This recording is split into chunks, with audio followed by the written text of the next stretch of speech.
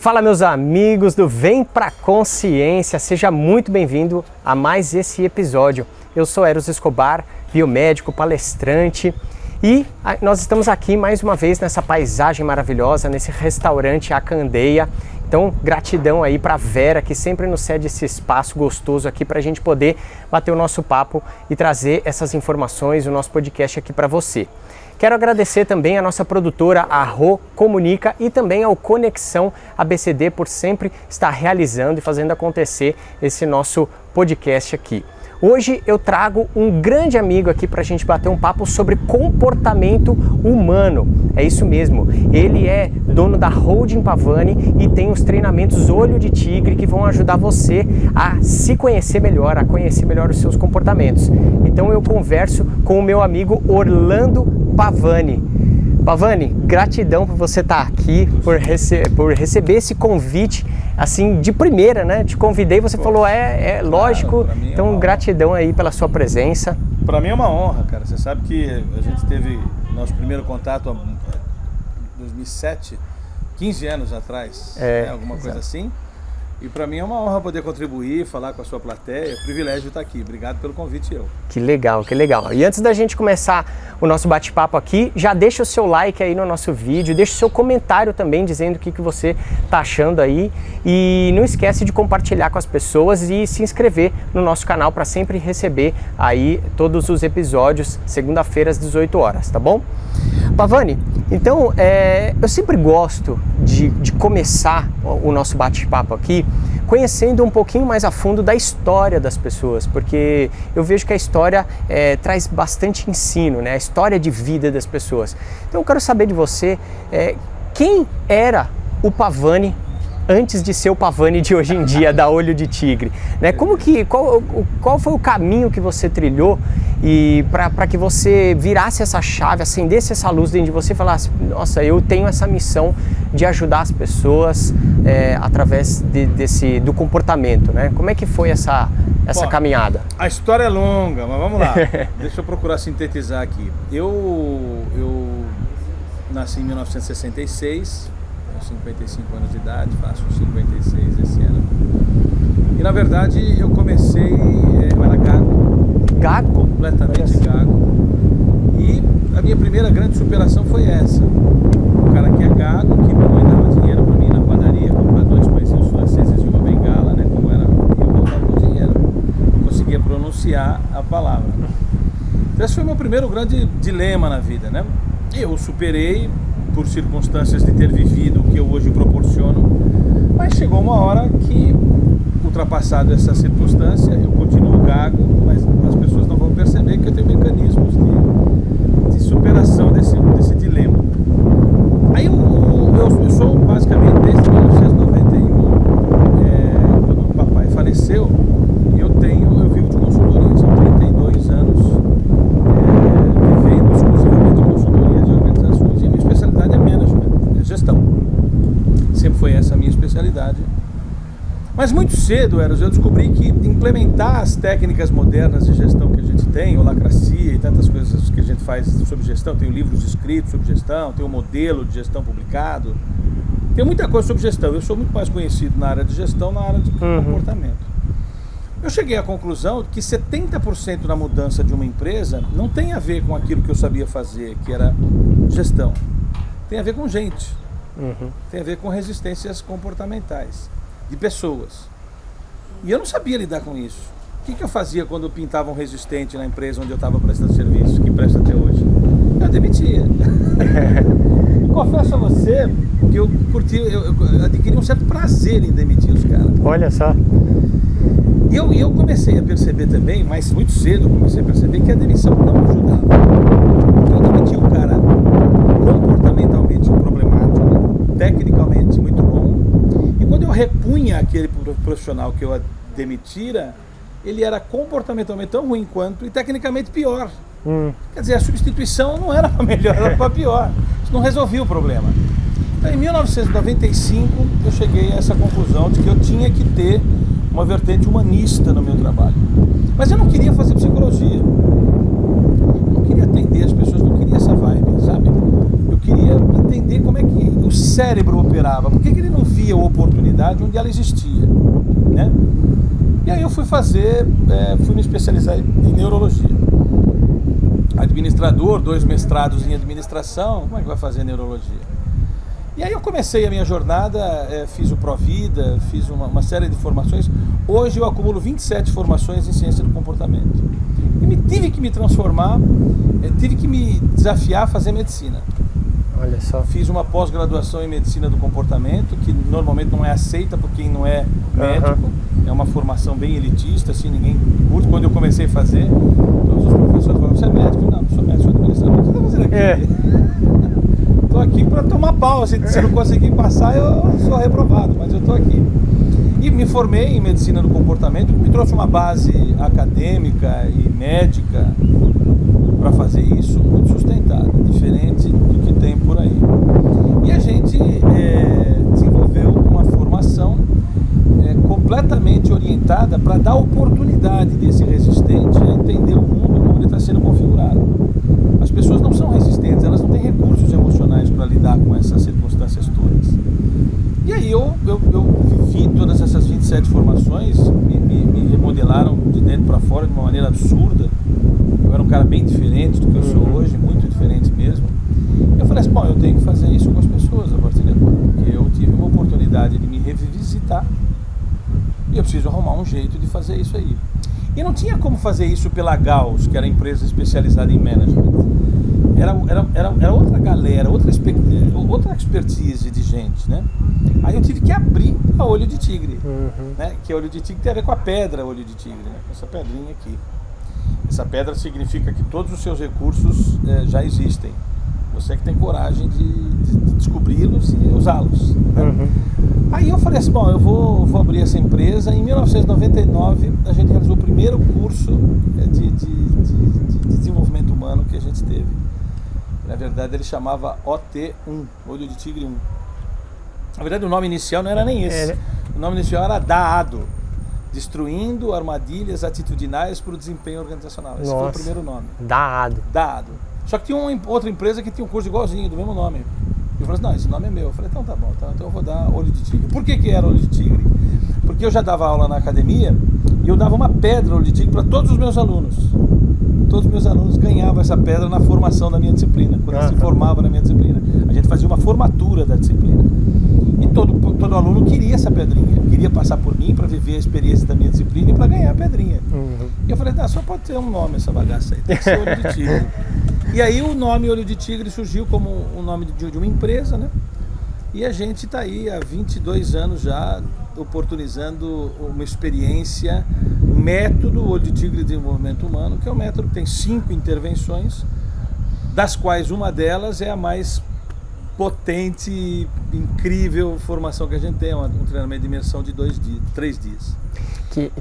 Isso de uma certa forma mudou minha prioridade na vida, certo? Que se eu sou um cara bom em gestão, eu acho que sou, porque vivo disso há 32 anos, o tesão mesmo está em fazer o comportamento, trabalhar com o comportamento, porque é isso que de fato as organizações precisam. Então eu juntei a fome com a vontade de comer. A Holding Pavani é uma holding que não existe enquanto empresa, é um nome só, mas que ela administra a Gauss, que é especialista em gestão, primazia da gestão, e a Olho de Tigre, que é especializada em comportamento e cultura organizacional. Essa é a minha trajetória, para explicar rapidinho. Que legal. E o nome Olho de Tigre, como você falou, veio pela pedra, né? Não tem nada a ver com tigre. É isso que eu ia perguntar, não tem nada a ver com a simbologia do animal. Depois a gente acabou fazendo essa associação, porque os homens de marketing falaram assim: não é possível, você não vai botar a logomarca do Olho de Tigre. É um tigre hoje, tem que ser um tigre.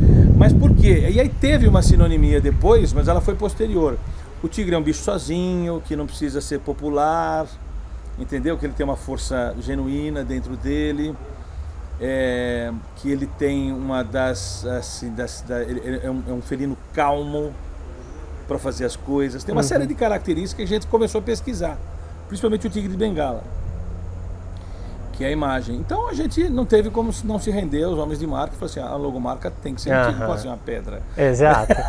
Mas a nossa logomarca tem o tigre, mas tem a imagem da pedra, como o olho dele é uma pedrinha, a pedra está lá.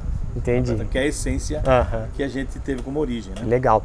E eu quero falar para você que está nos ouvindo aqui que o Pavani é um grande amigo, porque eu tive a oportunidade de participar desse treinamento, né, há anos atrás, aí em 2007, foi o primeiro que eu fiz, 15 anos, que foi na época que ainda era dividido, né, o Olho de Tigre 1 e o Olho de Tigre 2, e eu participei dos dois, e realmente foram treinamentos de grande impacto na minha vida, na minha percepção de quem eu sou, né, dos meus comportamentos, e tem muitas coisas que eu trago hoje, está vivo até hoje. Eu costumo dizer, Eros, que o nosso treinamento ele tem um prazo de validade muito longo. Ele não cai no esquecimento. As pessoas que fazem o treinamento até hoje, são mais de 8.000 pessoas que passaram por nós e ainda passam, né? Hoje o curso ele é bem restrito, são 24 pessoas no máximo, esse de imersão. Porque a gente sabe que nós não somos um curso de multidão mais, né? Não temos mais isso. O curso é muito específico, muito personalizado, a gente estuda a pessoa antes de entrar no treinamento, é uma coisa bem diferente. E as pessoas costumam dizer que depois do treinamento, nunca mais esquecem certas coisas que aconteceram lá, né? Porque ele é muito forte, é um treinamento de alto impacto. Você pode até dizer se esse negócio é punk ou não é bem punk. Hoje as pessoas entram à meia-noite e meia, meia-noite e 1 no treinamento, e no sábado, sexta-feira vira 0h01 começa a experiência, e vai até segunda-feira às 2h30 da tarde. São 63 horas sem parar. E é importante dizer para as pessoas também que não é esses treinamentos que você vai sentar numa cadeira e ficar ouvindo uma palestra ou alguém falando. Não tem um data show, não tem uma palestra, é só vivência. É 100%. São 42 vivências. Olha só. Vive aí e vê o que acontece. Para mexer com 4 sensações básicas: medo, alegria, raiva e tristeza. Olha só. Medo, alegria, raiva e tristeza. No limite. Mas no limite mesmo, imagina o limite. Pra você ter uma ideia, o número mínimo de pessoas para participar são 12. 12 pessoas participando e 16 pessoas trabalhando. Olha, mais pessoas trabalhando do que... Tem ambulância, tem médico, tem enfermeira. Nós temos toda a estrutura para permitir que a pessoa solte a franga mesmo e viva a experiência no limite. Então é por isso que a gente vai conversar um pouco aqui sobre algumas coisas de comportamento, mas realmente não tem como explicar como é que é o treinamento, porque é uma vivência, é completamente individual. Aliás, as experiências que nós temos de alguém que explicou o treinamento para o outro, na verdade a tendência é falar, não, você tem que ir para ver. Mas às vezes o cara não vai e fala, então vou te explicar. É frustrante para as pessoas. Exatamente. Quando elas contam, falam assim, mas é isso. Viver é que traz uma sensação inexplicável. Exatamente. É como se eu falasse, olha, o sabor da maçã é sensacional, eu vou te explicar. Nunca a pessoa vai viver aquele sabor do jeito que é mesmo. Ou eu te perguntar como é que é o cheiro de uma rosa. Não tem como explicar. Não tem como. Né? Exatamente. Ou você sente e vibra com isso, ou você simplesmente vai achar que é aquela explicação cognitiva que não faz a transformação. Que na verdade não explica nada. Não explica nada. Mas tem muita gente que vive disso. Tem muita gente que vive do cognitivo. Se não explicar cognitivamente alguma coisa, ele não se permite viver. O nosso método, Eros, ele tem a experiência vivencial, esse que é o OT Extreme. Mas tem 4 outros cursos que a gente tem, junto do método, que vão explicar. Mas no momento de viver, é o momento de viver. Não é o momento de explicar. Depois a gente explica. Agora viva aí e vê o que acontece. Exatamente. Muito bom. O Pavani, eu costumo fazer uma pergunta para os nossos convidados aqui, até mesmo em função do nome do nosso podcast aqui, o que eu Vem para a Consciência, que é um convite para as pessoas, para que as pessoas possam conhecer um pouquinho mais da vida, de si mesmo, olhar mais para si mesmo, transformar algumas coisas, né, expandir a consciência em cima de alguns temas aí da nossa vida, né? Então eu sempre gosto de trazer a pergunta para o nosso convidado para você, o que é consciência? Mas para você eu quero trazer a mesma pergunta, só que em vez de consciência, o que é comportamento humano? Conceitualmente, o que é comportamento? Bem interessante a sua pergunta. Eu vou dar uma explicação aqui que talvez você nunca tenha ouvido, que é o seguinte: comportamento é um estágio de domínio das suas reações. É um estágio de domínio das suas reações. Quando você não tem domínio das suas reações, você tem uma disfunção comportamental. E a nossa linha acadêmica é da inteligência comportamental. É um termo cunhado por um médico brasileiro, o Dr. Joe Furlan. Não é inteligência emocional, não são as duas inteligências comportamentais de Howard Gardner. É porque hoje em dia, inclusive, está bem amplamente falado esse negócio da inteligência emocional, né? Sim, é diferente uma coisa da outra. Diferente. Tá. A inteligência emocional de Daniel Goleman ele até foi... A gente critica ele, porque ele aproveitou duas inteligências de Howard Gardner, que era a inteligência intra e interpessoal. Ele pegou essas duas inteligências, empacotou e chamou de inteligência emocional, que é mais bacana, né? Mas ele não é o criador desse conceito e muito menos falava do Howard Gardner quando publicou Inteligência Emocional. Nosso papo é inteligência comportamental. O que a inteligência comportamental é? Então vamos explicar rapidamente para você entender. Não é fácil explicar isso, mas o nosso cérebro está programado. Tem uma historinha antes para contar que demoraria muito tempo. Mas eu quero que você entenda o seguinte. O nosso cérebro, Eros, tem duas alternativas de reação diante de quaisquer circunstâncias. Ou ele lida com uma circunstância da vida com reação lutativa, ou ele lida com as circunstâncias da vida com reação fugitiva. O cérebro reptiliano nos dá essas duas alternativas. Ou você luta ou você foge diante de qualquer circunstância. Por exemplo, se uma criança é colocada diante de uma tomada, o que ela vai fazer? Ela vai botar a mão na tomada. Vai pôr o dedo. Não tem jeito. Por quê? Porque ela não tem o medo pré-existente. Ela não sabe o que é aquilo, bota o dedo, leva um choque e aprende que aquilo não é legal. Ela aprende que aquilo não é legal. Ela não vem no dose o medo, ok? O medo é uma coisa aprendida.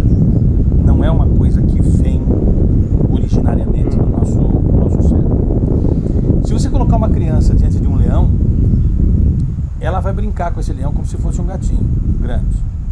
E a partir do momento que ela perde o bracinho esquerdo, ela vai entender que ela precisa fugir daquele leão. Percebe? O cérebro tem dois mecanismos. Primeiro ele luta, depois ele foge. Na inexistência da possibilidade de lograr êxito na luta, ele ativa automaticamente o modo fuga e ele vai correr. Se você pular de um helicóptero, por exemplo, sem paraquedas, até mais ou menos 2/3 da queda, você estará batalhando para subir. Convicto que você não vai vencer aquele dilema. Então você está lutando para não morrer. Nos 2/3 para frente, o seu cérebro vai te apagar. Porque ele vai te proteger do impacto. Isso é fuga. Olha só. Isso é fuga. E ele faz isso porque ele é bom. Porque, porra, você vai morrer. Mas lá, no impacto você vai morrer. Mas aqui eu já te desligo. O desmaio é isso. O desmaio é um mecanismo de fuga que o cérebro tem automático. O sistema nervoso autônomo. Muito bem.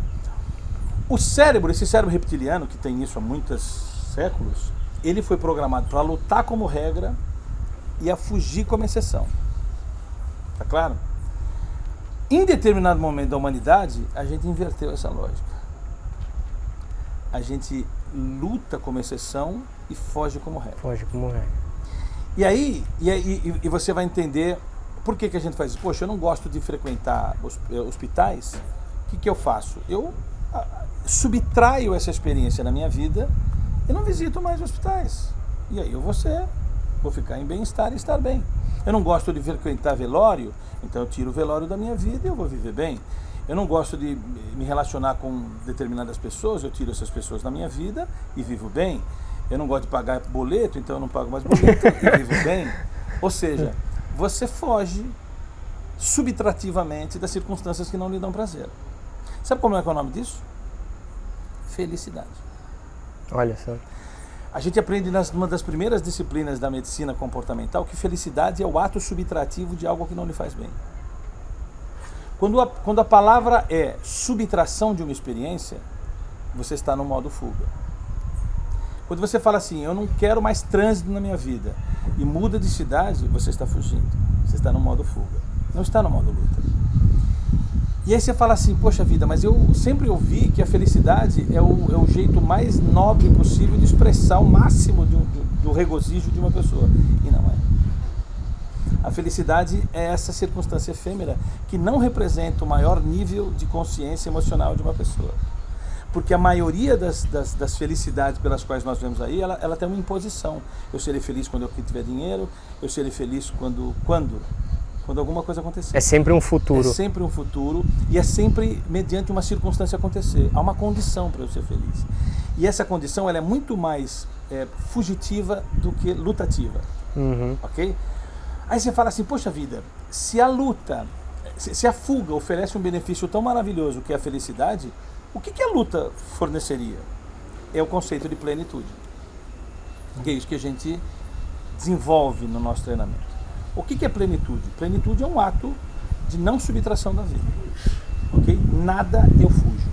Nada. O que eu tiver que fazer, eu vou enfrentar. De frente. Eu posso perder, mas eu vou enfrentar. Eu posso ativar a fuga, mas numa segunda, ou diria numa última alternativa, não na primeira. Ok?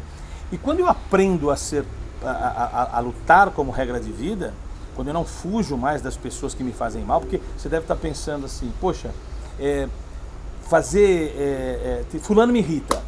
Uma frase comum que eu escuto. Não é fulano que te irrita, é você que se irrita com fulano. Se o outro consegue te irritar, é porque você deu esse poder a ele. É você que precisa de tratamento e não o irritador. O irritador fez aquilo e ele conseguiu te irritar. É porque você deixa. E aí você fala, não quero mais que ele me irrite. Eu elimino ele da minha vida. Fugiu. E essa fuga vira um hábito. Vira um padrão comportamental. E isso é a antítese do desenvolvimento comportamental. Quando que eu me desenvolvo comportamentalmente? Quando qualquer coisa que me incomoda, é lá que eu vou. Por quê? Porque eu preciso aprender a conviver com aquele ambiente. O trânsito não me incomoda mais. E eu convivo com ele todos os dias. Por quê? Porque eu aprendi a lidar com aquilo. Ok? E aí você fala, o que é plenitude então? A plenitude é um texto que a gente fez hoje, é grande o texto. Porque a minha vida inteira eu passei para definir esse conceito. E para explicar a plenitude, é quase como se eu não precisasse ser feliz. Sabe? É quase como você nunca me impacta negativamente. Tudo gera um aprendizado e não uma decepção. Sabe? É quando acontece um fundamento, quando acontece uma coisa que você se destrói, você pensa, o que eu vou aprender com isso? Com dinheiro você está bem, sem dinheiro você está bem.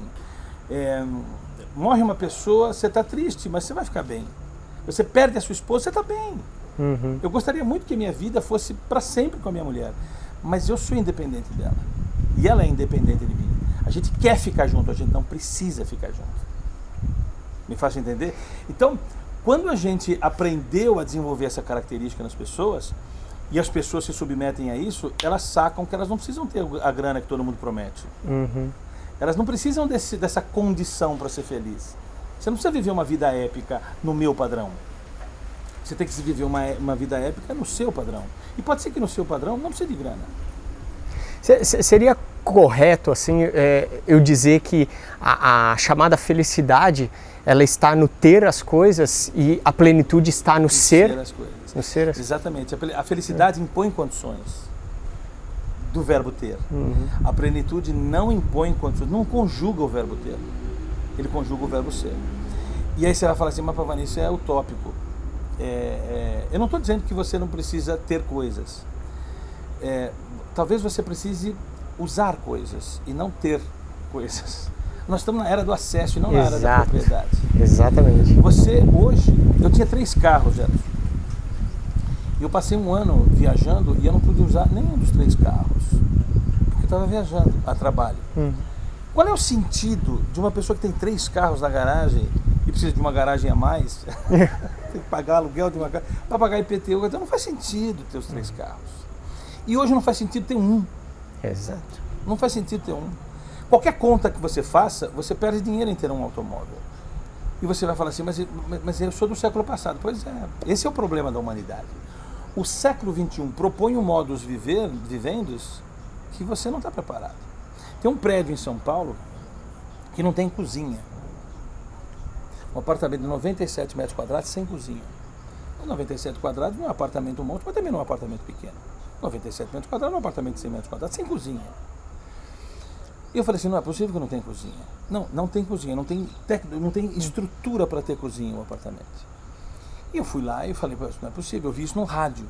Certo? Fui lá e falei, como é que pode um apartamento não ter cozinha? Tudo que eu quero num apartamento é uma cozinha, para mim, igual de poder. E o modelo de operação daquele apartamento é para que café da manhã, almoço e janta é responsabilidade do condomínio. Olha só. Eu pensei, não vai vender. Já vendeu, já está na quinta. Já vendeu, já está fazendo outro. Já está na quinta torre. Por quê? Porque o século XXI não quer cozinhar. Ok? Se o condomínio bancar café da manhã, almoço e janta, eu estou num flat, não é? Porra, eu quero morar aí. Nós, século passado, nós queremos cozinha. Então falta recurso emocional pra gente viver esse mundo. Um mundo que não precisa de carro, você pode alugar, você pode usar o Uber, você pode fazer qualquer coisa. Nem casa mais vale a pena ter. Nem casa. É verdade. Você sabe que o próprio, aquele rapaz, o Flávio Augusto, que é um bilionário brasileiro aí, um dos mais conhecidos a nível mundial. Exato. Ele fala isso, ele fala assim, a frase dele, ele fala, ter acesso é melhor do que ter. A propriedade é coisa para quem não tem equilíbrio emocional. Ok? Olha só. E veja que coisa louca. Eu tenho certeza que você está me ouvindo e fala assim, não é verdade. Eu, por exemplo, eu tenho uma casa que é minha ainda. Ok? Mas por que eu comprei uma casa que é minha ainda? Porque eu comprei ela a prazo. Ela ainda é mais barato a prazo do que o aluguel. Mas se eu tivesse 2 milhões vale a casa, eventualmente, onde eu moro. Se eu tiver 2 milhões na mão, não faz o menor sentido eu gastar esses 2 milhões naquele imóvel.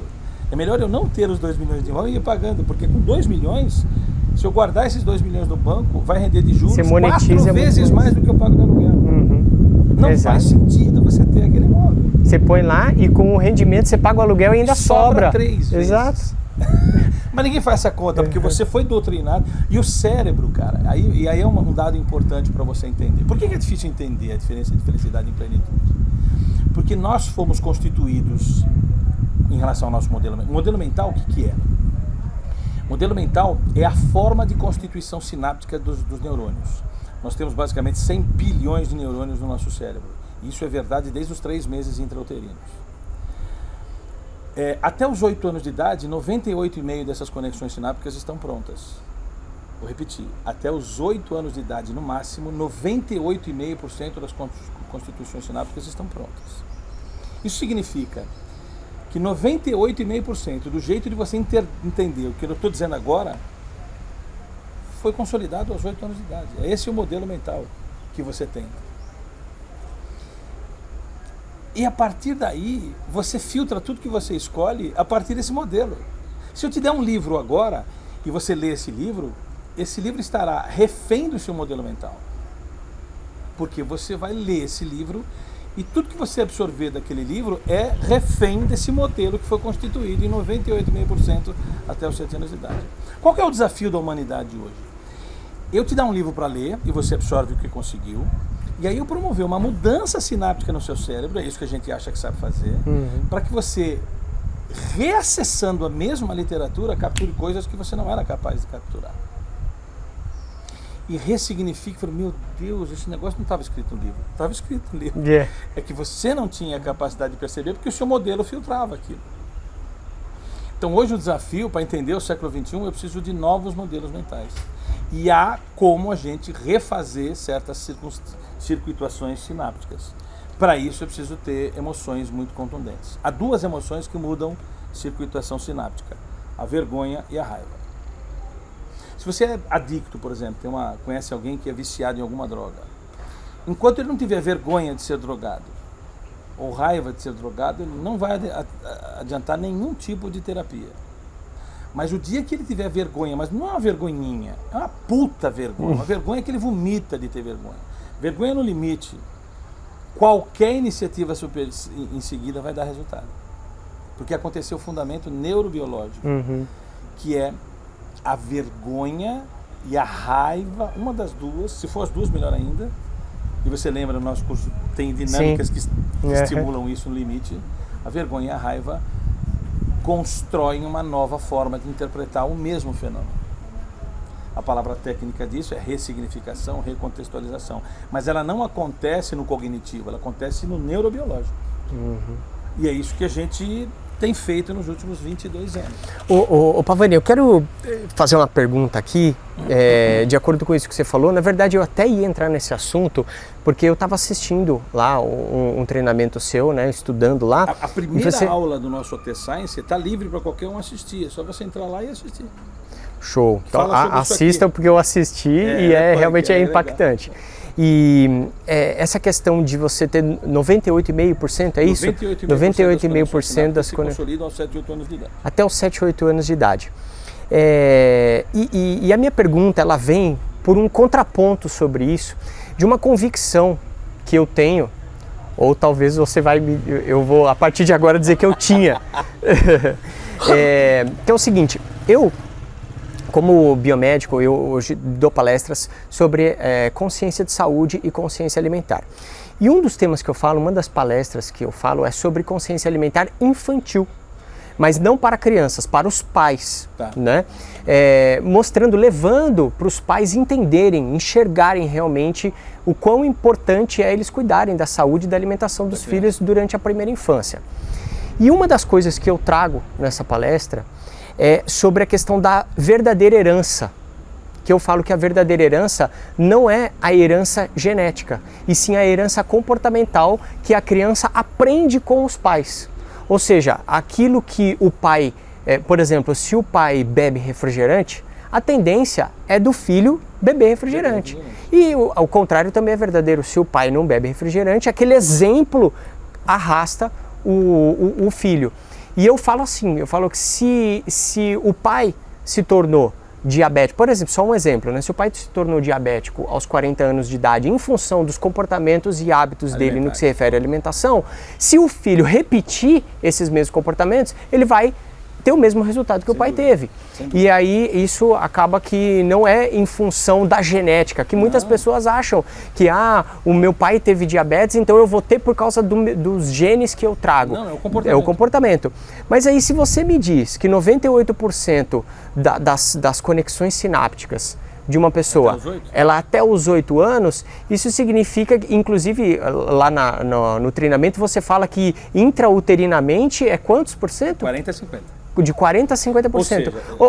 Você entendeu o que eu quero dizer? Como que pode ser o comportamento que a criança adquire pelo exemplo dos pais, que ou era uma convicção minha, se de 40% a 50% a criança já nasceu com aquilo? Já nasceu. Então vamos lá. A sua pergunta é muito importante, porque me permite eu aprofundar um pouquinho mais. Nos 3 meses intrauterinos, já se formou espinha dorsal, cérebro, com todos os neurônios lá. E não é uma tábula rasa. De 40% a 50% das constituições sinápticas estão lá, nos 3 meses intrauterinos. Significa dizer o seguinte, você aqui, a interpretação do que você está tendo, do que eu estou falando, do que nós estamos conversando aqui, 40% a 50% foi definida de maneira genética aos 3 meses antes de nascer. Aos 3 meses intrauterinos, 6 meses antes de nascer. Aí você fala, puxa vida, isso é genético. De 50% a 60% disso é a partir de nascimento. Quando você nasce, por exemplo, esse 40% a 50% foi para 70%. Do seu nascimento até os 7 anos de idade foi para 39 e pouco por cento. O que significa dizer que muito do que você é fruto da sua experiência com a família e com todo mundo, do ambiente que você envolve, mas muito é genético também. Aí o que a gente aprendeu? A gente aprendeu o seguinte, se você olhar os livros sobre neurociências, não tinha livro sobre neurociências há muito tempo, né? A gente tinha livros sobre neurologia. E os livros sobre neurologia mais clássicos não falavam de 2 fundamentos interessantes, a neuroplasticidade e a neurogênese. O que é a neuroplasticidade e neurogênese? Neurogênese a gente descobriu que nasce neurônio novo ao longo da vida, mas só nasce no hipotálamo, não nasce em outro lugar. E o hipotálamo não contribui muito com as emoções. o lobo frontal contribui muito com as emoções, mas nasce neurônio novo, só no hipotálamo. Em torno de 1,5% desses 100 bilhões. 1 bilhão e 500 milhões de neurônios nascem no hipotálamo. Se você utilizar esse hipotálamo de um jeito direito. Por exemplo, fez palavra cruzada, faz sudoku, essas coisas, aí você vai ter condição de desenvolver neurônios novos. Então, neurogênese existe. Agora, o fundamento mais recente descoberto pela neurociência é a neuroplasticidade. Ou seja, contrariamente ao que os neurobiólogos, o que os neurologistas clássicos diziam, é que não dá para mudar essa constituição sináptica. Okay? Não, mas aí veio a neuroplasticidade, tem vários livros que a gente sugere no nosso curso para você ler. É possível mudar. É possível mudar a constituição sináptica do cérebro, mas você precisa fazer um processo proativo. Não acontece por assistir uma palestrinha. Não é por aí.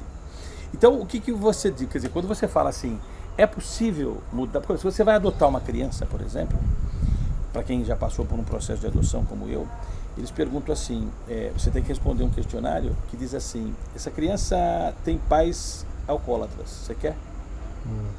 Você tem que responder se sim ou não. Eu pergunto, mas por que? É o pai? Não, porque ela tem uma tendência genética a ser alcoólatra. Você quer assumir esse risco? Porque tem.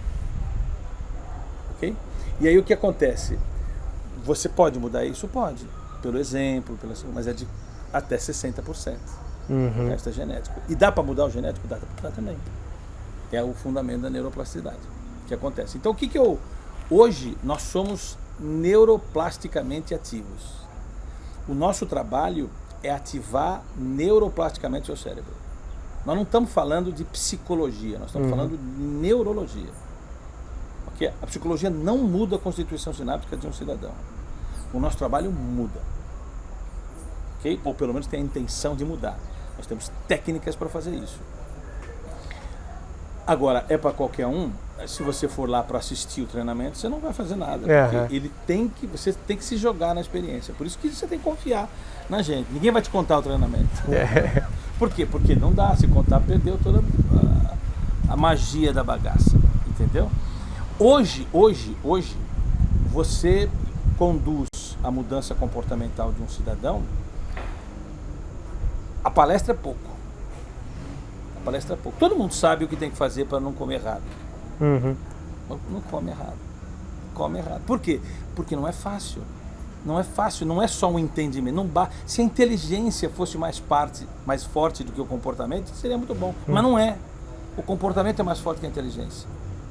A gente sabe verdade. O que não tem que fazer e a gente Por que a gente faz? Porque não mudou o modelo mental. Essa palavra cada vez mais tem sido banalizada, né? Modelo mental, mindset e tal, mas modelo mental é isso. É reconfigurar a circuitação sináptica a partir do experiência. Tem 3 formas de mudar a circuitação sináptica, que é maluco. A primeira forma é cirurgia. Existe uma cirurgia hoje chamada cirurgia de mudança de personalidade. É mesmo? Uma cirurgia que leva pouco tempo para fazer, você faz de pé e acordado. Nós sabemos abrir, porque você fica acordado, o cérebro não dói. Você faz cirurgia acordado. E a gente muda a sua circuitação sináptica cirurgicamente. Isso já foi testado em bicho, em macaco e em gente. O meu professor na Unifesp, que me deu esse conceito, falou que em 2050 nós vamos estar fazendo isso para recuperar, por exemplo, o presidiário, para recuperar pedófilo. Ok? Uau. Nós sabemos fazer isso. Por que não fazemos? Porque não é eticamente correto. Quem é o cara que vai dizer isso que eu ia perguntar. O dilema é ético, não é técnico. Quem vai falar o que é certo e o que é errado para mudar o seu cérebro? Então, ainda não dá. Mas temos a tecnologia, já sabemos fazer isso. A segunda forma de mudar a circuitação sináptica é choque. Terapia de choque. Você pega um cara, é quase como uma cadeira elétrica, né? Você dá um choque no cara e você buta o bicho e ele volta diferente. É indicado? É proibido em vários lugares do mundo. Quando eu fiz a minha formação, só era permitido. Alguns países dá para fazer terapia de choque. O Brasil era uma delas. Gente que sai do seu país vem no Brasil para fazer terapia de choque. E por que é permitido em alguns países? Porque, por exemplo, uma pessoa que tem compulsão em sexo, remédio não adianta, não dá para viver. De 15 em 15 minutos esse cara precisa se masturbar. Dói a mão, dói o membro, é foda, não dá para viver. É difícil viver. E como é que vai fazer? Vai lá no Brasil e faz choque. O que é o choque? Você dá é um choque mesmo. Você bota sangue, pode desfibrilar, às vezes o cara morre, tem que ressuscitar, um negócio feio. Mas quando ele volta, como é que a gente sabe se deu certo? Vamos ver se daqui a 15 minutos ele se mostrou. Tentativa e erro. Olha. Se der certo, beleza. Mas estraga o bicho? Estraga. Até porque pode mexer ali, mas pode mexer em vários Exatamente, outros. É um tiro de canhão no mosquito. Resolve a patologia que estava evitando ele viver? Resolve, mas ele fica bobão? Fica bobão. Então não vamos usar essa também. A terceira é a técnica que a gente utiliza de inundação emocional. O que é inundação emocional? Eu lhe propor uma emoção que você nunca viveu. Não dá para viver essa emoção sem estar num ambiente controlado como o nosso. E lá você tem uma coisa que você nunca sacou. E você vai descobrir o que você precisava sacar. Não sou eu que sei. Lá você vai descobrir. Fala, porra, esse traço aqui tá me fudendo. Até então você tem, às vezes até tem gente que fala assim, pô, eu adorava esse traço. Eu achava que esse traço eu era fudido por causa disso. E na verdade é o que estava te atrapalhando. É o que te separa da mulher, é o que não faz você se relacionar com o filho direito, é o que faz você não gostar com o chefe, todos os outros estão errados, só você está certo. Lá você descobre que é você o cara que precisa ser intervido, não é o outro. Né? E a gente se especializou nesse negócio. Eu acho que a gente se especializou nisso. Como é que faz isso? Tem a parte cognitiva, porque eu sou um cara de base teórica, então preciso falar todas essas coisas. Mas se você não entender nada disso e quiser fazer a experiência, vai dar algum movimento. Só temos uma coisa que a gente tem que dizer para as pessoas. Né? Se você for fazer uma experiência como a nossa e desistir, eu prejudiquei um cara. Ele sai pior. Né? Só não porque pode não conclui ali o... E por quê? Nós nunca mais vamos falar com esse cara. Ele não vai conseguir conversar conosco. Porque a gente não quer conversa com quem desiste. Ok? Porque não terminamos o nosso trabalho. Ele pode voltar. Terminou, aí sim a gente conversa. Ele pode criticar à vontade, mas enquanto não termina, eu não me interesso pela opinião dele. Porque é a opinião incompleta. Ele não sabe o que vai acontecer se ele viver tudo aquilo que eu estou propondo. E quando ele vive tudo aquilo que eu estou propondo, ele fala assim, meu Deus do céu, como é que eu podia imaginar que eu era assim? Teve muitas histórias, nós temos mais de 8 mil pessoas, você não tem noção a quantidade de história que eu tenho para contar. Eu imagino. Entendeu? Mas é difícil trazer uma pessoa para a nossa experiência, porque ele quer saber qual é o conteúdo programático. Não é? Como é que vai ser? Tem o conteúdo programático. Você fala assim, ó, tem lá algumas informações, tem depoimento, tem muita coisa legal ali para o cara ver. Mas ele tem que entender essa base que eu estou dando. Isso que não é tão fácil da gente explicar. E, Pavani, então você, pelo autoconhecimento, de si mesmo? Mesmo, né? Isso, pelo autoconhecimento que a gente consegue transformar comportamentos. Não tem outro meio. Tem 2 e-mails, tem 2 formas exógenas, de fora para dentro, que é cirurgia e choque. Mas essa você não pode fazer, então não tem outra forma. E sabe qual é o nosso maior inimigo? O psiquiatra. O psiquiatra? É o pior inimigo da gente. Por quê? Porque você vai lá e fala que não está bem. Ele dá um remédio. E esse remédio faz você ficar bem. Ficar bem entre aspas, né? Exatamente, esse é o ponto. Eu atingi o efeito, não a causa. E aí você toma um remedinho para dormir e você dorme mesmo, cara. Dorme. Só que daqui a pouco esse remédio não vai fazer mais efeito. Aí você volta no médico. Ou senão você não dorme sem ele mais. Exatamente, aí você vira o viciado dele. Viciado e dependente são 2 coisas um pouquinho diferentes. O viciado é aquele que quer o remédio, né? O dependente é aquele que não quer, mas ele precisa. Né? Então o que você faz? Você vai no médico de novo, o médico fala assim, você não está dormindo? Então pera um pouquinho, troca o remédio. E esse remédio é o maior elemento fugitivo da vida. Entendeu? Perfeito. O médico, o psiquiatra, ele não tem tempo para descobrir o que você tem. Ele te medica. E a medicina, nós temos uma aula no Mountain Science que eu ainda não gravei, chama A Máfia dos Fármacos. Essa é uma aula polêmica, vai dar problema para mim essa aula. Mas ela é muito triste. Por quê? Porque ainda a gente é refém desse médico que quer. Você quer dormir? Exato. Espera um pouquinho. Eu falo um pouco sobre isso também nas minhas palestras, sobre essa questão da indústria farmacêutica, né? E eu tenho dados para te mostrar nessa aula que eu vou gravar ainda. Assustador, cara. assustador o que eles fazem. Okay? E o povo brasileiro é o povo que mais se automedica no mundo, né? O povo brasileiro adora um medicamento. É refém dessa Exato. Né? Há uma discussão muito grande se as empresas de fármacos deveriam patrocinar congressos médicos. E a resposta é que não, ou congressos científicos. A resposta é que não, porque se ele patrocina, ele macula a ideia de como deve ser receitado isso. Né? Os médicos ganham remédio para receitar e participam, não diretamente, porque não pode, mas poxa, se você vem receitar o meu remédio, eu te levo para o próximo congresso em Boston, com tudo pago. Isso é o quê? É suborno isso, não é? Isso não é suborno. De uma certa forma eu estou vinculando uma coisa a outra, isso não está certo.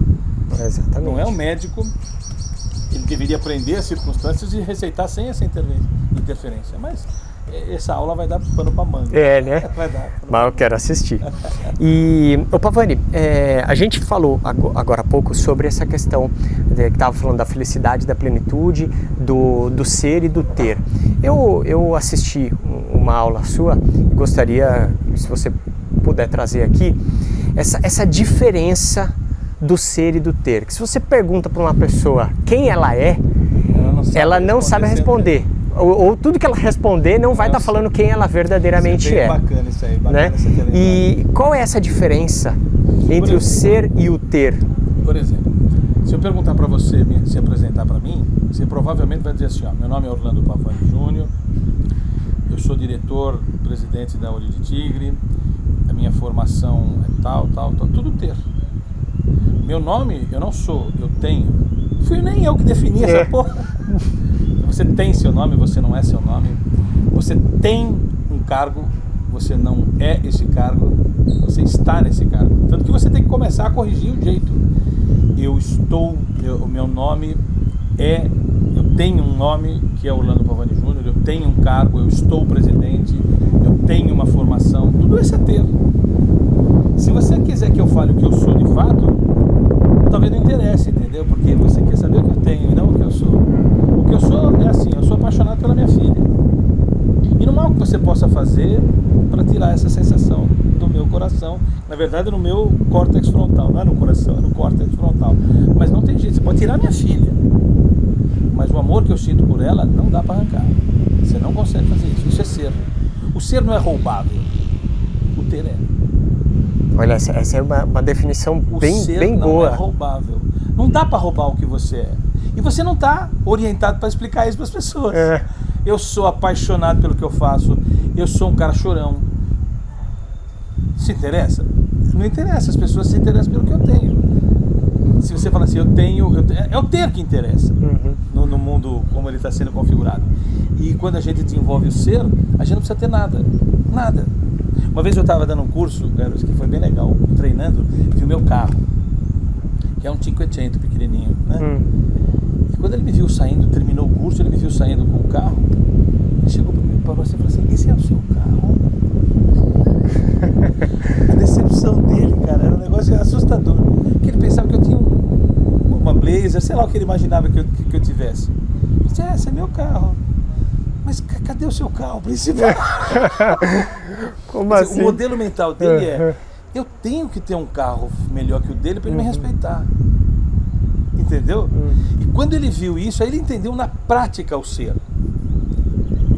E chorou. Olha só. Cara, eu tô completamente fodido. Até me emociona. Teve uma vez, olha que coisa legal, né? Eu me emociono às vezes, gente, me desculpe. Nós terminamos o treinamento e uma menina pediu, uma das treinandas, como você lá, pediu, me dá uma carona. Eu vou para tal lugar, eu vou passar e eu deixei, a gente deu uma carona para ela. No trajeto, a gente foi parado por uma policial e o policial viu que ela atrás estava sem cinto de segurança. E falou assim, olha, essa menina, que era minha carona, né, ela fez o treinamento, e ela tá sem cinto. Eu falei, puxa, esqueci, né? Por gentileza, vem aqui, saia do carro. O guarda falou para mim. Aí ele saiu do carro, eu saí do carro e ele me ofereceu a oportunidade de eu resolver aquilo sem nenhum tipo de interferência, né? Eu falei assim, não, pode multar, eu esqueci, realmente, erro meu. Pode multar, ele deu uma multa. Eu volto no carro, essa menina atrás está em prantos. Já chorou 3 dias de viver a experiência. Eu falei, o que aconteceu? Mas chorava aos prantos mesmo, a ponto de um policial pedir ajuda, falar assim, o que aconteceu? Eu falei assim, eu não sei, fica tranquilo. Pegou água para ela, deu aguinha para ela e tal. Ela falou, não, podemos ir embora, podemos ir embora. Aí nós fomos embora e eu falei assim, querida, o que aconteceu? O que foi? E ela ainda soluçando, não conseguia explicar. E aí ela explicou. Ela falou assim para mim, eu vivi aqui os 3 maiores dias da minha vida. Eu vivi coisas que eu nunca imaginei ia viver na minha vida. E o medo de você dar a gorjeta para esse guarda foi muito grande. Olha. Se você desse a gorjeta para esse cara, quem seria esse cara que ficou 3 dias comigo? Ia quebrar tudo. E você não deu. Você não deu. E eu tô aqui em prantos, porque é verdade. Não é mentira. Você realmente tá num nível de ser maior do que de ter. Eu me emociono muito porque, porra, se você falar, eu pensei em dar a grana. Mas eu falei assim, não tá certo, né, cara? Quando você valoriza esse você não tem mais questionamento do que é certo e errado. Não precisa mais ninguém ver nada. Você vai fazer o que sua consciência vai mandar fazer, esteja sendo filmado ou não. É uma questão de valores, né? De princípios Esse de valores. Esse é o ponto que a gente acabou discutindo. Vem aqui, faça o meu curso e ganhe dinheiro. Pô, pode ser que dinheiro não seja legal. E se você está pautado na grana, você está cagando, cara. Você está errando. Não é mais esse o ponto. Isso não é o desenvolvimento do ser. A gente fala assim, eu costumo dizer essa frase também. Vamos desenvolver um líder de alta performance. O cara é um pai de bosta, é um tio de merda, é um marido de escroto, é um dono de cão ridículo. Vai ser um líder de alta performance? Não vai dar pra ser. Não tem como. Não tem como. Mas a gente, as pessoas prometem isso. Venha fazer um curso de liderança de alta performance e dane-se quem você é na vida real. Eu não consigo entender isso. Ou você se transforma num pai melhor, um tio melhor, um dono de cão melhor, um amigo melhor, ou você vai ser a bosta que tu é. Não tem jeito. Então o líder, ele é um cara que resolveu viajar pra dentro. Só assim ele vai se transformar no líder melhor. Eu não sei em que meio. E essa viagem para dentro de si, ela é a viagem mais perto e pode ser a mais longa, né? E é a mais dura. É a mais dura. É a mais desgraçada, porque você não tem noção a bosta que você é por dentro. Não é? A gente se depara com coisa que você não queria ser. Teve uma menina que a gente fez agora o nosso treinamento para casais que a gente tem, e ela falou que quando ela saiu do treinamento, ela ficou 2 anos maturando o treinamento. 2 anos, cara. Eu falei, por quê, querida? Porque eu tinha vergonha de ser o que eu era. Muita vergonha, pô. Você não tem noção que já tinha passado na minha cabeça diante da vida. As alternativas que eu elencava para mim mesmo para ser mais feliz. E eu tive vergonha de ser quem eu era. 2 anos para me livrar dessa vergonha. Hoje eu não tenho mais nada a ver. Já. Que é uma limpeza pessoal, sabe, cara? Uma limpeza pessoal. Sim. Nada é mais frutífero do que essa limpeza pessoal. Nem a religião substitui isso, cara. Nem a religião substitui isso. Tanto que a segunda aula da nossa essência está lá para você assistir, chama Religião e Religiosidade. E eu quero até fazer uma pergunta para você, um pouco polêmica sobre esse assunto aí, mas antes, só para não perder o contexto que a gente está falando, você falou da vergonha, né? O que é a vergonha e o medo? A vergonha traz o medo? São derivações do medo. A vergonha é uma devoração. São 7 sensações básicas da vida. Medo, alegria, raiva, tristeza, nojo, indiferença e surpresa. Medo, alegria, raiva, tristeza, nojo, indiferença e surpresa. 7. Só que elas são desmembráveis em diversas outras. O medo, por exemplo, tem a vergonha, que é um desdobramento e tem a fúria, que é um jeito de... Eu até digo assim, ó, quando você ficar triste com a vida, procura trocar a tristeza pela raiva. A raiva é muito mais construtora do que a tristeza. Fica puto. Dá umas porradas em algumas coisas que não machuca, porque você vai sair daquela situação de depressão. Bom, você perguntou o que é o medo, né?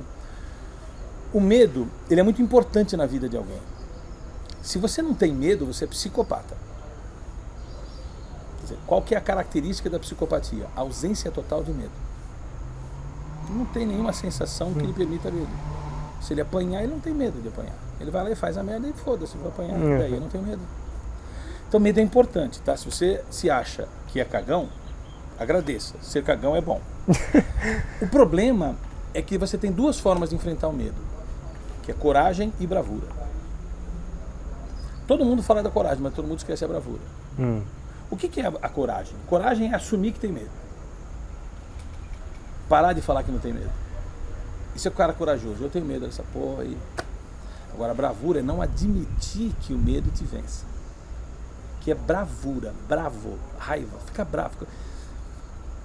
Sabe, cara de bravo é gente que não admite conviver com o medo vencendo você. Eu tenho medo de andar de avião.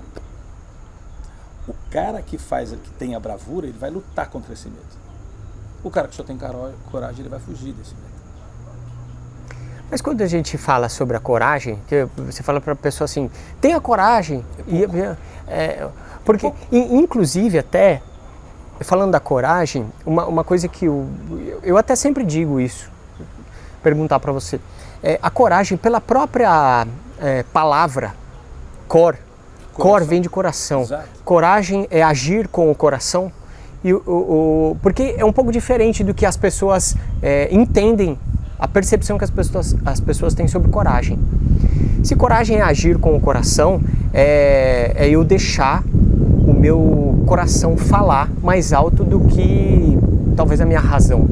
Aquele momento que você fala assim, poxa, deixa o sentimento agir. Tem um erro técnico aí, o sentimento não acontece no coração. A gente tem uma... o coração que eu digo não é o coração, o emocional, vamos dizer assim. Exato. Então, essa é a coisa que eu aprendi fazendo medicina. Coragem não basta. Há que ter a bravura. A bravura é um componente posterior à coragem. Coragem eu entendi que eu não posso... A bravura é a coragem graduada. A bravura é a coragem na prática. Eu sou corajoso em assumir uma circunstância que me debilita. Eu não fujo mais dessa situação, mas eu não a enfrento. Para haver enfrentamento do medo, eu preciso ter bravura. E a palavra bravura vem da fisiologia do bravo. Do puto. Do cara que fala assim, quando eu tenho que sair de mim, fúria. Quanto mais a bravura é evidente, mais você ultrapassa, extirpa, sai. Qual é a diferença do ódio e da raiva? A raiva é essa bravura exposta, extirpada para fora. O ódio é aquela que é administrada internamente. Ela dá câncer, o ódio. É o que você guarda. Você guarda. O ódio prejudica o odiador e não o odiado. Portanto, e fala assim, eu não tenho... Minha sogra fala muito isso, eu não tenho ódio de ninguém. Mas, por exemplo, se você vê uma pessoa na televisão, não gosta dela e troca de canal, é ódio. Porque está aqui. Está aqui. Toda vez que você vê a pessoa, acontece aqui. Aí você troca, fugiu. Fugiu daquela coisa, essa pessoa, nossa, só não gosto dela, pumba, troca. Isso é ódio. Isso é ódio. E aí eu vou ficar assistindo o que eu não gosto? Como é que é? É ódio, porque fica um negócio aqui, ó, tá um troço aqui. Se isso tá aqui, isso chama ódio. O que é raiva? Não tá aqui, tá lá. Tá fora de mim, eu soquei essa porra e ficou. Isso é bom. Então você tem que transformar ódio em raiva. Porque a raiva, ela sai de você. Ela é uma expulsão catárquica de um sentimento que está te prejudicando. Então, qual que é a diretriz para você trabalhar isso sozinho? Você tem raiva, ódio de alguém? E você acabou de aprender que você tem mais ódio do que você imaginava? Pega o seu carro, fecha o vidro, abre, aumenta o volume e grita, cacete. Até perder a voz. Porque isso é uma expulsão de um sentimento. Até porque também existe uma diferença que eu acho importante a gente colocar aqui para que não haja uma interpretação errônea. Você expressar raiva é diferente de ser cruel com alguém. É um procedimento pessoal, catárquico, mas você não vai espancar alguém na porrada. Você vai pegar a imagem dessa pessoa que você não gosta, vai botar num saco para dar porrada e vai bater a porrada. Que se você começar a bater nos outros, você é sincericida, é diferente. Você vai se ferrar com isso, você vai ser preso. Você vai ser preso. Mas eu preciso expulsar esse negócio de mim. E esse exercício catárquico de expulsar a raiva, ele é terapêutico. Ele resolve muitas coisas. Resolve muitas coisas. Quem faz boxe, por exemplo, quem faz Muay Thai, por exemplo, talvez seja um momento de expulsar certas circunstâncias. Né? E é impressionante como... Por que grita? Por que o cara da arte marcial grita? Porque aquele grito é uma expulsão. Expulsão de uma energia. Você dissipa, ajuda bastante a dissipar. Essa dissipação... Quando você tá num dia, assim, aquele dia, sabe, que foi tenso, que foi pesado, que foi carregado, vai treinar uma arte marcial pra você ver como você volta mansinho.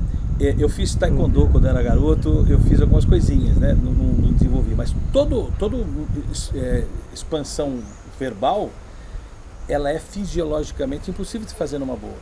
Sim. Não dá. Não faz. Essa cara de bravura.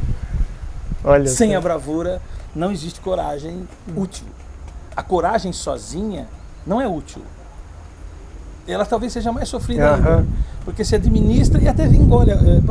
Eu não gosto disso mesmo, sabe? Não vou pular de paraquedas não, porque não vejo porquê. Entendeu? Você convive com aquilo aqui dentro. Não pode, tem que ter bravura. E quando eu tive essa aula, eu perguntei para o professor, eu nunca vi essa definição. Ele falou assim, é muito comum as pessoas não distinguirem coragem de bravura porque não estudou medicina comportamental, que é essa parte da neurociência. Porque isso é muito claro, está nas primeiras literaturas de qualquer livro de neurociência. Mas as pessoas normalmente leem outra coisa. Entendeu? É muito, muito legal isso. Pavani, agora eu quero entrar na polêmica que eu falei aqui. Vamos ver o que vem, né? É o seguinte, todo esse trabalho que você realiza,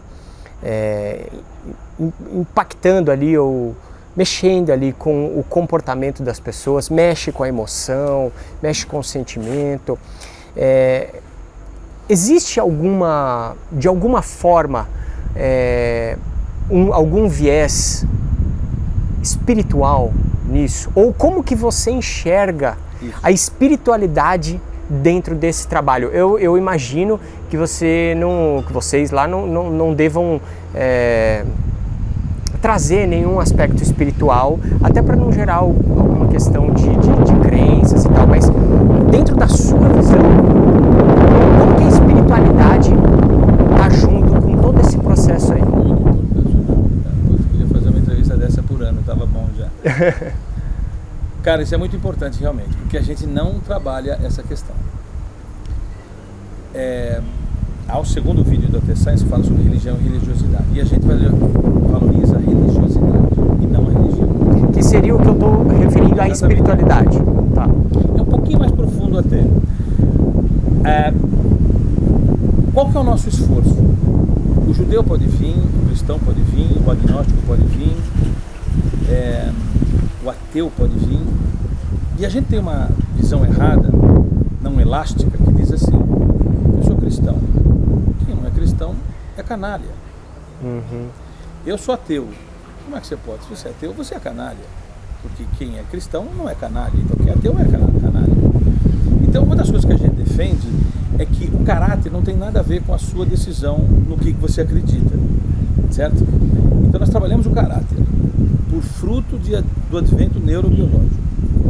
O que significa dizer que tudo que a gente faz é absolutamente ecumênico. Então nós não vamos falar a palavra Deus nas nossas intervenções. Exceção feita apenas nessa aula, onde a gente fala do que é panteísmo, que as pessoas não sabem o que são. Eu sou cristão. Os cristãos são 1/3 da humanidade hoje. Se você pegar os 7, quase 8 bilhões de pessoas que tem na humanidade, 1/3 deles são cristãos. 2/3 na humanidade não são cristãos. Você precisa saber disso. Mas como assim não é cristão? Porque a nós parece assim, não são cristãos, não acreditam em Jesus Cristo. Não é louco? Mas é estatística. Se você ver lá a aula, você vai ver os dados que eu tenho disso. O que eu quero mostrar então? Eu não tenho nenhum apego a nenhum tipo de de crença de cunho religioso. Mas a gente valoriza uma religiosidade, que é a consciência de que você é menos do que algo maior que você. Tem algo maior que você. Você não é o fodão do pedaço. Você é resultado de uma circunstância maior que você. Como é que é o nome disso? Tem diversos nomes para Chame como quiser. Chame como quiser. Nós não vamos usar a palavra Deus. Não vamos usar nenhuma música que é utilizada em algum rito religioso, porque senão vai dar uma conexão com aquilo que a gente não quer. Se alguém começar a usar uma música que a gente utiliza no treinamento, eu vou parar de usar. Por quê? Porque não tem cunho religioso. Não tem oração, não tem reza, não tem nada nesse aspecto. E a gente acha que nós estamos no caminho certo, sabe? Porque se eu tivesse, eu traria gente que tem essa afinidade conosco. E nós não queremos pessoas que tenham afinidade conosco. Nós queremos pessoas de quaisquer tipo de denominação. Nós temos a nossa? Temos a nossa. A minha, Márcia é diferente da minha? Temos a nossa. Cada um dos caras que trabalham lá tem a sua. Mas ela não é colocada em jogo na nossa proposta de trabalho, que é totalmente ecumênica. Totalmente ecumênica. E o que é o ecumenismo? Eu não te pergunto isso.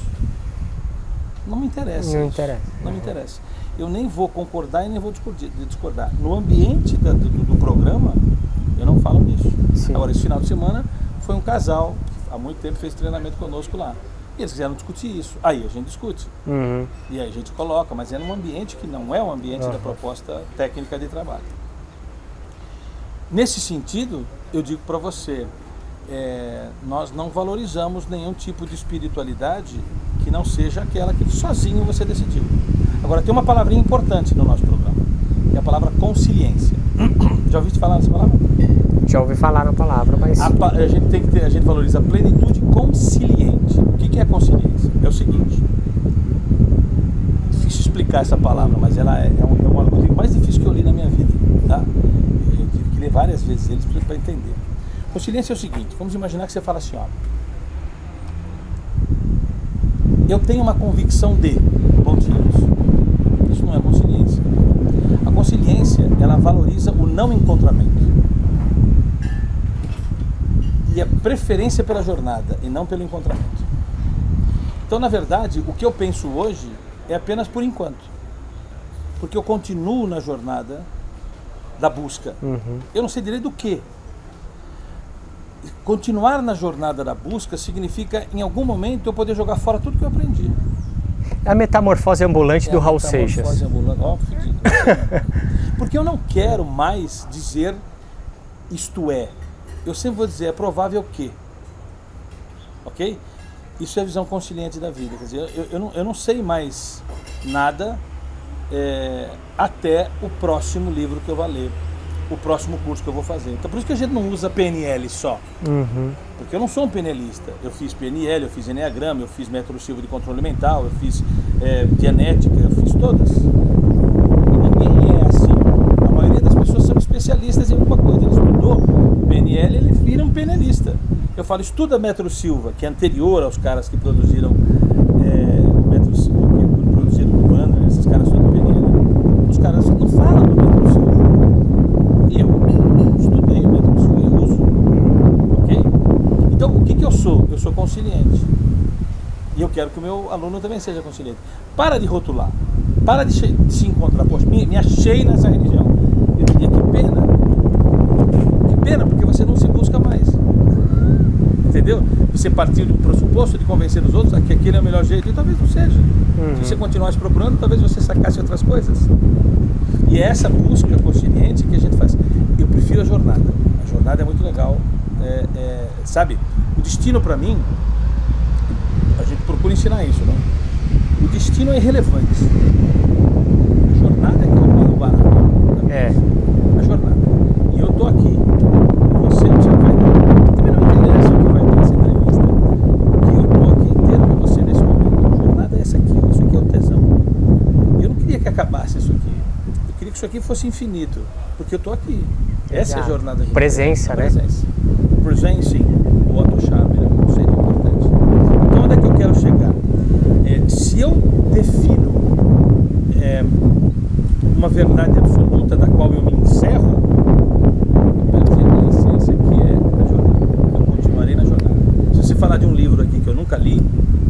vai ter jeito, eu vou comprar esse livro daqui a pouco. E não interessa se o livro contradiz o que eu acabei de dizer. É exatamente por isso que eu vou ler. Exatamente por isso. Exatamente por isso que eu vou ler. Por quê? Porque eu guloso pela jornada. Então, quando alguém se define nessa ou naquela religião, eu sinto que ele parou esse processo. Isso é um conceito bem interessante e importante, né? As pessoas, elas têm a tendência de buscar aquilo que concorda com o que ela já pensa. Né? E não de buscar aquilo que... É um encontramento, ela busca um encontramento e não privilegia a jornada. Eu não quero que as pessoas se encontrem. E nem me guruliza. Porque é muito comum o cara falar, pô, Pavani, você é foda. Eu falo, para com isso, cara. Porque daqui a pouco você tá me seguindo só pra fazer o que eu tô falando. Isso é uma cagada. Porque daqui a pouco você tá me entendendo. Você pondera, a gente já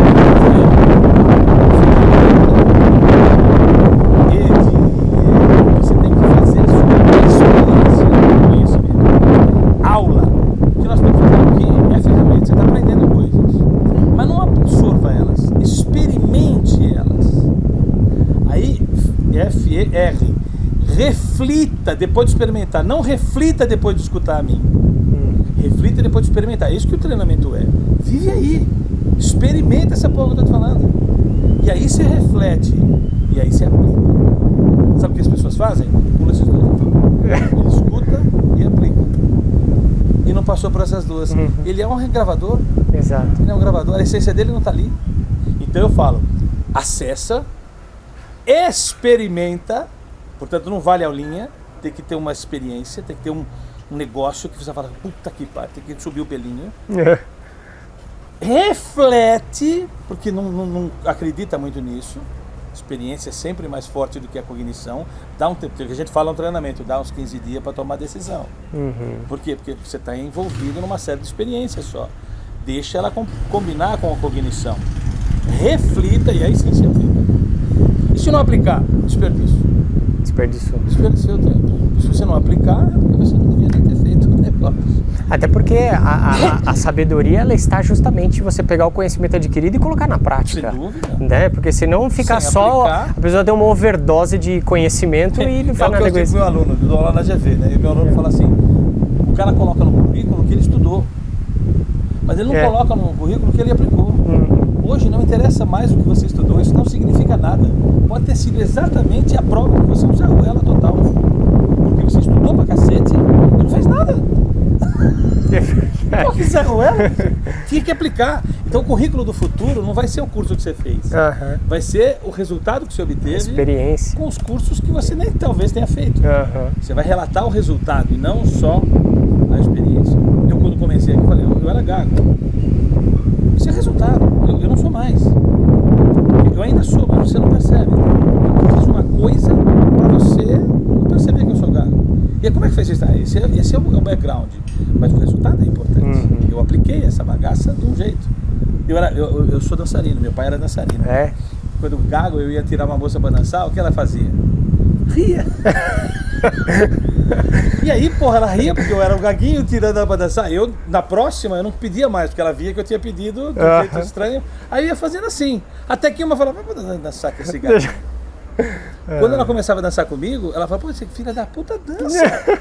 Aí as outras queriam. Aí as outras queriam. Aí eu começava a curtir essa história. A fama é maior do que a gente de fato quer exportar, né, na fala. Esse é o ponto. Ferramentas, experiência, reflexão e aí sim a aplicação. Ô Pavani, eu quero continuar nas polêmicas aqui. Poxa vida, não falta polêmica aqui. Eu quero continuar, ainda também tangendo a esse assunto da espiritualidade, que está bem ligado, mas eu quero que você fale uma coisa que eu ouvi você falar e eu ainda preciso ouvir de novo. Vamos lá. Eu não sei, nós não combinamos nada aqui. Que é a questão do livre-arbítrio. Ah, bacana lembrar disso. Vamos lá. Quando os caras descobriram que 98,5% das conexões sinápticas se dão até os 7, 8 anos de idade, o que os neurocientistas discutiram entre si? Não há livre-arbítrio. Nunca houve e nem nunca haverá. E quando eu assisti isso pela primeira vez, eu falei assim, não, eu preciso entender isso muito mais forte do que esse cara está me falando. Aí eu fui na origem da Bíblia, e lá está escrito a palavra arbítrio, e não livre. O que é o arbítrio? É a neuroplasticidade. Você tem arbítrio para decidir mudar esse modelo mental que está aí constituído há 7 anos, mas ele não é livre. Hoje, a conclusão que... Quem está nos assistindo aqui está fazendo assim, ó. Tem coisa que eu disse legal, ele tem 2 balaios no cérebro, o balaio de coisas legais que eu digo e o balaio de coisas não legais que eu digo. E ele vai jogando. Ah, isso aí é legal, bota aqui. Isso aqui não é legal, bota aqui. Ele vai jogando. Fruto desse modelo mental. No final da nossa entrevista aqui, se tiver muitas coisas no balaio das coisas legais, ele vai falar assim, puta entrevista. Se tiver muitas coisas no balaio das coisas não legais, que bosta de entrevista. Isso é o modelo mental vigente. Ele filtrou o meu conhecimento, aquilo que ele... com base nesse modelo que está ali. E você não escolheu isso livremente. Você não tem o livre-arbítrio de falar assim, eu gosto daquela pessoa. Não, você não vai com a cara daquela pessoa. Você não é livre para conseguir gostar daquela pessoa. Ela não cai, você não engole ela. O que seria o livre-arbítrio? Quando eu pudesse decidir, eu não gosto de você, mas eu vou decidir gostar. Você não consegue fazer isso. Sim, não consegue. Portanto, você tem arbítrio, que é a palavra original da Bíblia. Não existe a palavra livre antes do arbítrio, no original. Você é livre para executar o arbítrio, mas o arbítrio ele é refém desse modelo. O que foi claro então? Por exemplo, vou dar um negócio bem maluco aqui. Há um pedaço do cérebro chamado amígdala, em cima do céu da boca. E fizeram um teste, são 2 lados, amígdala esquerda e amígdala direita. Tem imagem disso no nosso curso, se você puder, depois você vai ver. E descobrimos que a amígdala esquerda, ela acende de um jeito diferente conforme estímulo para homens e mulheres. Então ela descobriu assim, pega uma mulher e expõe a ela uma imagem, a amígdala esquerda vai acender de um certo jeito. E o diagnóstico por imagem, acende lá de um jeito padrão. E pega um homem e estimula ele uma imagem, vai acender de um outro jeito. Imagem sexual, imagem libidinosa. Muito bem. Então tem um jeito do homem acender e tem um jeito da mulher acender. Ok? Aí fizeram essa mesma experiência, chama teste da amígdala esquerda. Tá? Que é um diagnóstico por imagem. Fácil de fazer, bastante fácil de fazer. Muito bem. Barato. Pega esse teste e botaram para homossexuais homens. Certo? Vamos fazer o teste de amígdala esquerda para homossexuais homens. Acendeu igual a quem? Mulher. Aí fizeram esse exame em homossexuais mulheres. Acendeu igual a quem? Homem. Não é uma escolha. É uma ausência de possibilidade de escolha. É neurobiológico. Nos Estados Unidos, quem faz esse exame, por exemplo, um cara que quer, eu sou homossexual, quero fazer cirurgia de substituição de sexo, faz o exame. Se deu, a amígdala esquerda corrobora com essa sensação, faz a cirurgia e o convênio cobra. O convênio cobra, porque eu tenho que corrigir, eu tenho que deixar o corpo igual ao cérebro. Agora, se eu faço o exame, você se diz homossexual, eu faço o exame da amígdala esquerda, não deu homossexualidade, ou seja, acende o corpo de homem mesmo, acende o corpo de mulher.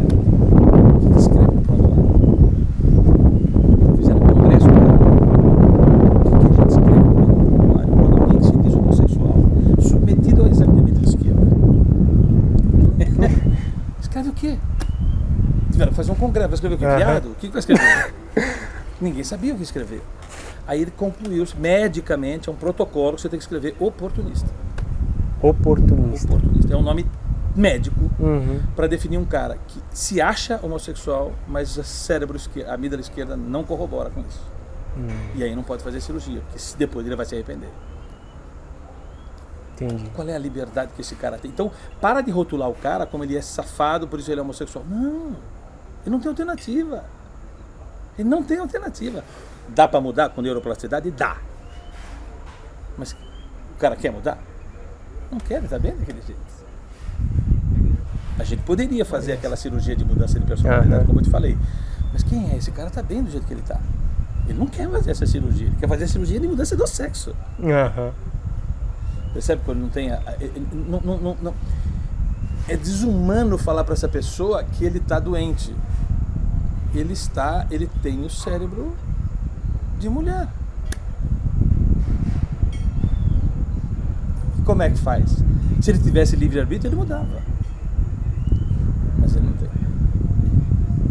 Rapaz, Rapaz, isso é profundo. Isso é muito profundo. E essa discussão era tão séria que os neurocientistas dizem assim, não é, nunca foi e nunca será.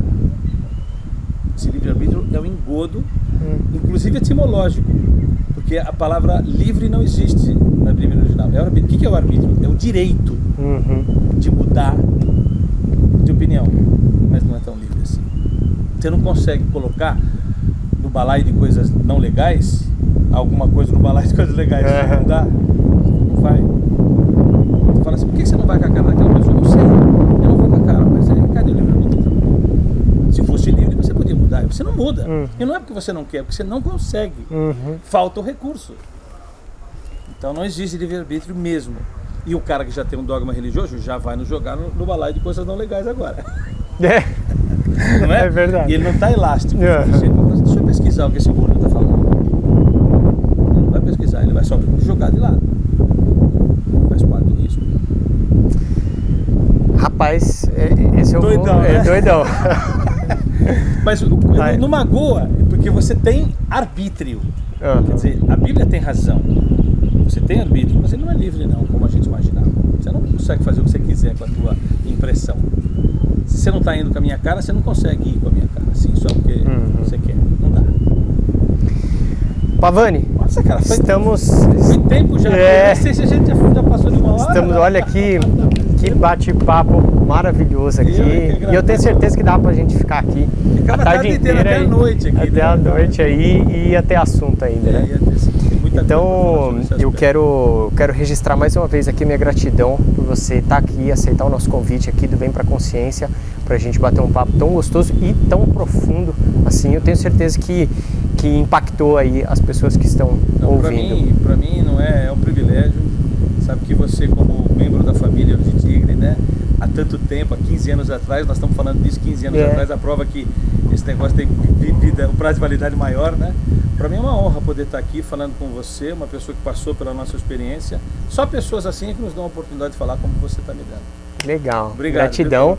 E quero deixar aqui o convite para você que está nos assistindo a conhecer a Olho de Tigre, todos os treinamentos que eles têm e especialmente o OT Extreme, que na minha época era o Olho de Tigre 1, Olho de Tigre 2, né? E agora eles unificaram esses dois treinamentos e eu realmente posso falar que é uma vivência que não tem palavras que expliquem, a não ser você ir lá e realmente sentir, viver e se entregar.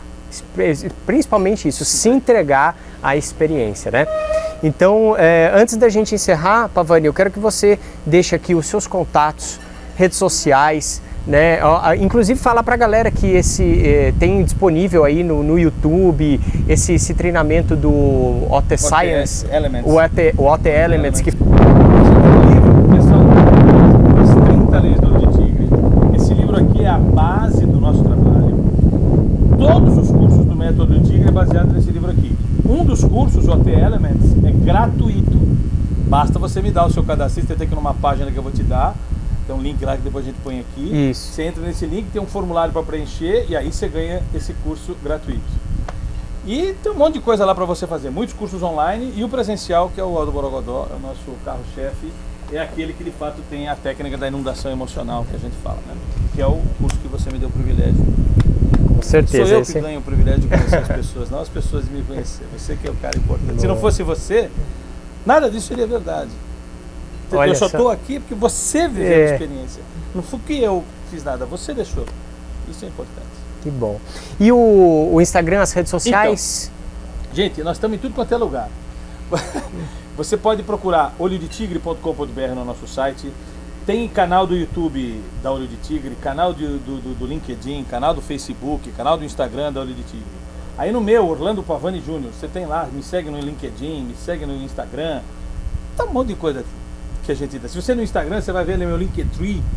No Linktree tem os nossos programas. Nós temos um programa toda terça-feira, gratuito, para você assistir no YouTube, chamado Anote Aí, só sobre comportamento. Nós temos toda semana o nosso blog, eu produzo artigos, tem no blog lá. E cara, tem como pra cacete. Tem conteúdo gratuito no nosso site para você assistir, muito vídeo. Tem um vídeo chamado Professor Pavani Responde Responsa, eu só tiro dúvidas assim de gente que me pergunta. Olha, tem mais uns 400 vídeos aí pra você assistir se você quiser. tem muita coisa. Legal, legal. Valeu, Pavani. Grato mais uma vez. Obrigado pelo carinho, viu? Rico demais. Privilégio estar aqui com você, viu? Gratidão. Obrigado. E para você que está aqui com a gente até o final, gratidão mais uma vez por acompanhar mais um episódio aqui do nosso podcast Vem Pra Consciência. Eu quero agradecer aqui a Vera do Restaurante A Candeia, que nos cedeu mais uma vez esse espaço maravilhoso.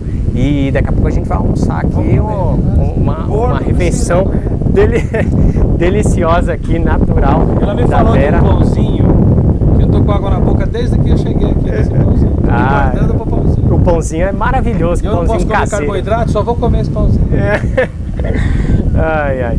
Então, gratidão, Vera, Restaurante A Candeia, mais uma vez. Gratidão também à nossa produtora, a Rô Comunica. Segue eles lá no Instagram, @Comunica, e ao Conexão ABCD, @Conexão ABCD.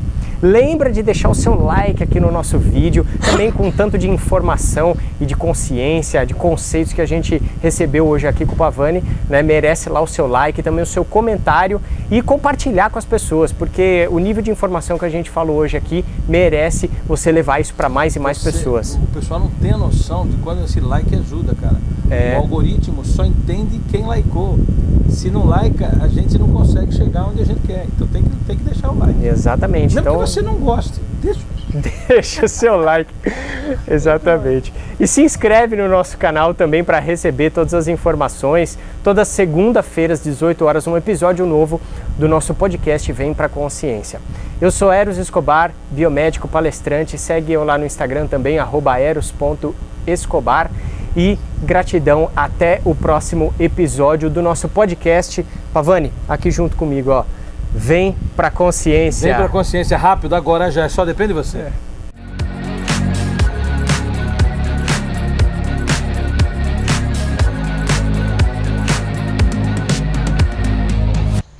E você que sempre vê eu falar aqui do Restaurante A Candeia, então nada melhor do que você conhecer um pouquinho aqui da Vera, que ela vai falar um pouco para você sobre essa comida maravilhosa, natural, que é servida aqui no Restaurante A Candeia, não é, Vera?